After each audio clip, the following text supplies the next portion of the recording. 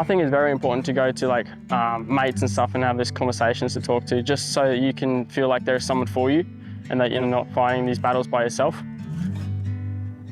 The main issues for young people in the Peel region vary a great deal from town to town, but certainly along the South West Highway corridor through communities like Pinjarra and Waroona, loneliness and isolation and remoteness from services is a big issue. So getting to and from the opportunities that they need and going out to explore and get to them is a really big issue. The sort of stuff that gets me down is probably just my own personal flaws. Me being me, I kind of just let it bottle up really over the however long a period of time it is, and then eventually I'll just feel the need to reach out to one of my mates. There doesn't have to be an answer all the time to whatever our issues are. It's just as simple as being there for each other and just being able to rely on each other, I guess. Yeah, there's always someone there, and like you're with them quite a lot too, especially when you're at school, so you always know you've got someone in that next class or whatever that if you need to, you have. Keeping it into yourself is you're like trying to push everyone away and you start to lose people doing that. It's good to get stuff off your chest, and knowing that you don't have to keep that in anymore. I mean, if a mate came to me with a problem, I'd be keen to help them out, see what they're going through.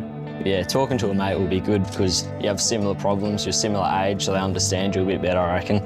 When I sit down with a mate and we talk about what's wrong, we usually go down to the oval, kick the footy around, start a conversation like that. If they're feeling stressed, then they'll probably bring it up to me, and even if they don't, I'll ask them about it because I always like to check in on my mates. I think the main issues, particularly in this region, are feelings of isolation. We're on just out of the regional area.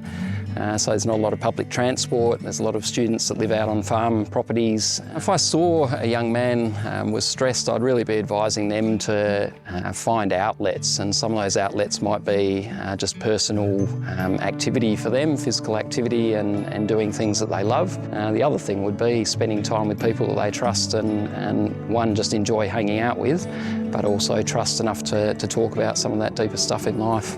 When one of my mates aren't feeling the best or they're not going all right, I kind of can pick up on those cues because we're such a tight group. So I'll go to him straight away or ring him or ask him, and then I'll sit on the phone with him if they ever need a chat, or yeah, I'll just try to help them as much as I can. Yeah, I do think it's difficult to have that first conversation with your mates, but once you do have it, you get it's sort of a relief. Footy training's beneficial in more than just the physical side of things.